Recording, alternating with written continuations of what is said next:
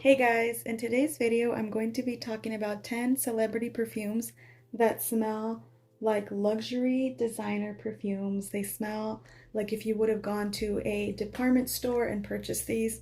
They do not smell like celebrity perfumes, and they don't smell like they were under $20, which they were. I didn't do it on purpose, but they are actually all under $20. I'm actually going to start with this one to get it out of the way. This is known by everyone. This is a popular one. Everybody knows this smells expensive. I believe this has some blackberry plum in the top, and then there's orchid, rose, and violet in the mid, and then there's vanilla and sandalwood in the base. This gives me vibes of like Coco Mademoiselle or a little bit of La Vie Belle. This one to me can compete with any of those when I want to dress up and feel a little bit classy, a little bit elegant. This is a go-to perfume. If you're wearing this, no one would know that you didn't spend $100 or more on a fragrance, because this really smells sophisticated. It just feels elegant and classy, in my opinion. So we're going a whole different direction with Still by Jennifer Lopez. This perfume is like a classic green, aromatic, a little bit tea-like fragrance. This to me smells like almost like a perfect perfume for like a spring day when you're wearing just like a white button-up shirt and some jeans. This has top notes of like tea, pepper, rice, which is a really interesting note, but I like it in there. A little bit of apple, and in the mid it's mostly just a bunch of white flowers and a little bit of rose. The base has some more pepper, musk, iris, and amber. But overall, I just get a clean green tea-like scent. This is very simplistic. This is almost like a minimalistic perfume. I can see like the person that's minimalistic and just wears neutral tones. I can see them wearing this perfume. If I made a video about minimalistic perfumes, this one would definitely be on there. If I could describe this in one word, it would be like effortlessly clean. That's 2 words, my bad. Next we have Femme by Usher. This is classified as a fruity woody scent, and this has top notes of bergamot, berries, and pear, middle notes of jasmine, white rose, and iris, base notes of patchouli, cedar, and musk. And this to me smells classy. It smells expensive, but still keeping it like approachable. It has like a beautiful woody undertone. If no one would have told me that this was a cheap celebrity perfume, I would almost think that this could be like a high-end designer or almost niche scent, just because it is unique. I haven't smelled the perfume like this. So this is like berries with a woody and patchouli undertone. I love the base of it. I love that woodiness. I think it's an old fragrance. I don't think it's anything like a new release. I think it's a really good one.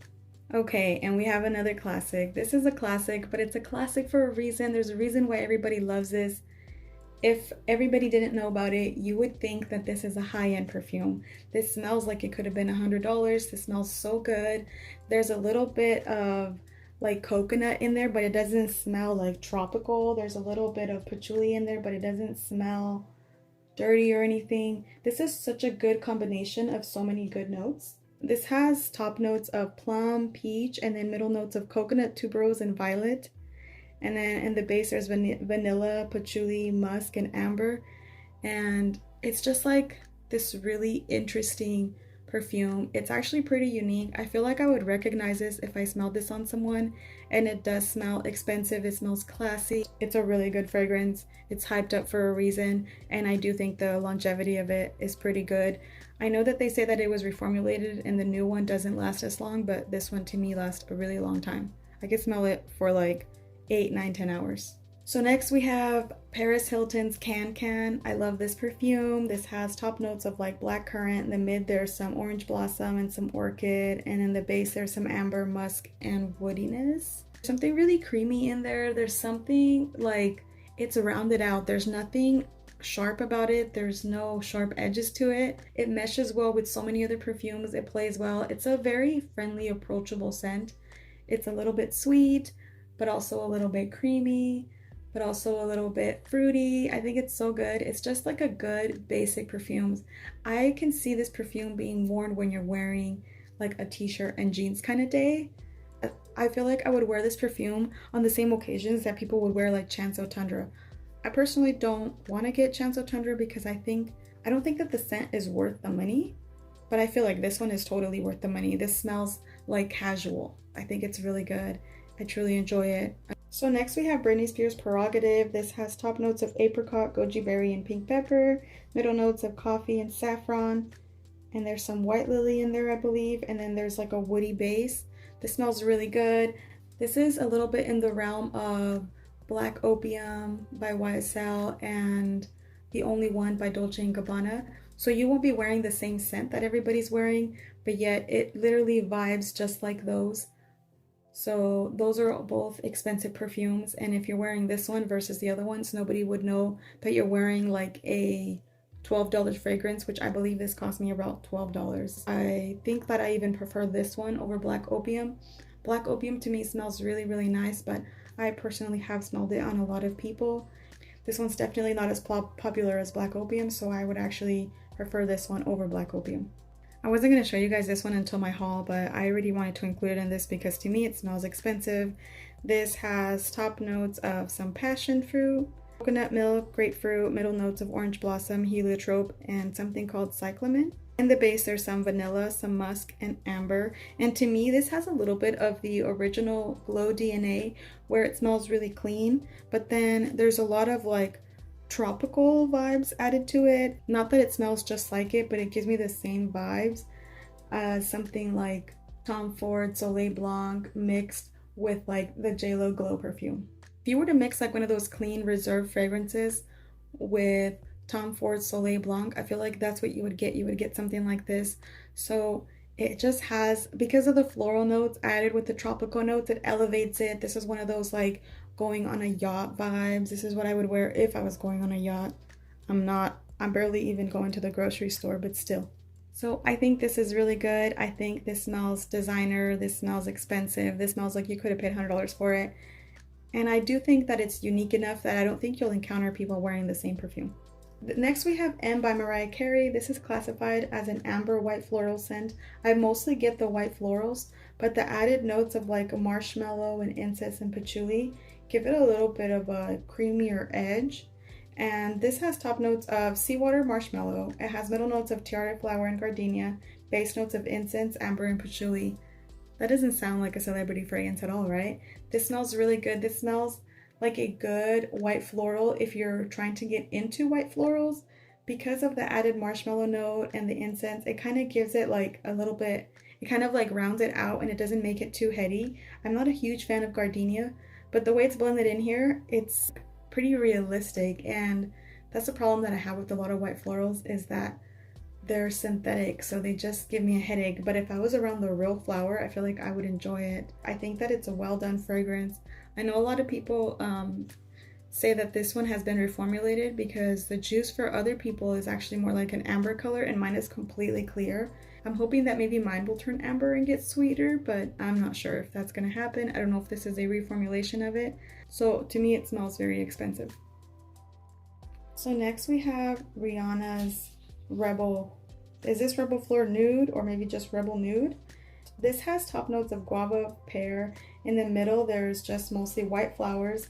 And then in the base, there's vanilla orchid, musk, and sandalwood.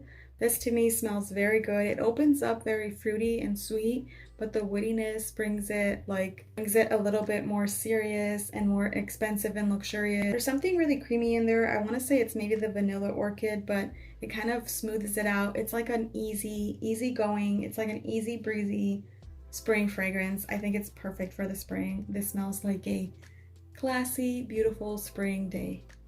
This smells expensive. It smells like it could be a designer perfume. Nobody would know that you're wearing a $20 fragrance. So next I have Dreams by Mariah Carey. Oh, this is so good. I love this. This has caramel, apple, and almond in the top, and then white flowers in the middle, vanilla, orchid, and patchouli in the base. This smells so good.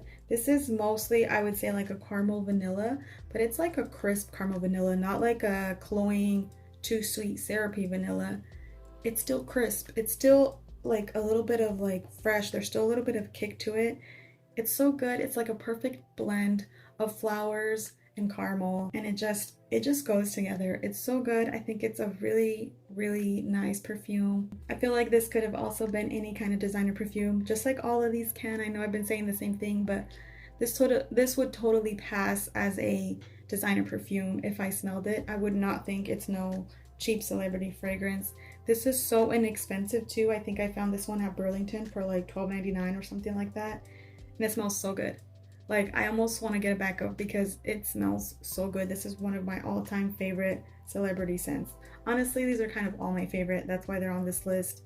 I think very highly of them all. So I do have an honorable mention, and the reason why this is only an honorable mention and not in my top 10, it's because this one's not very cheap. This bottle, the big one, still costs $65, and then I want to say the smallest one the 1 ounce costs like $45. So that's actually not very cheap, especially not, you know, per ounce. It's not a very good deal for a celebrity perfume, but this does smell like it could be a lot more expensive.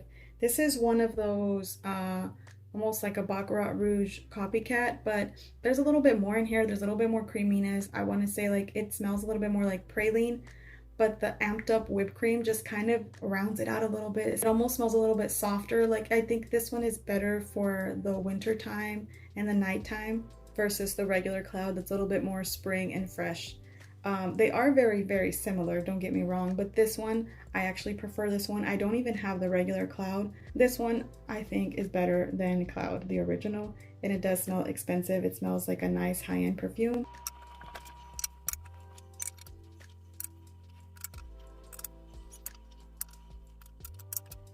Hey guys, those are my top 10 celebrity perfumes with a bonus one.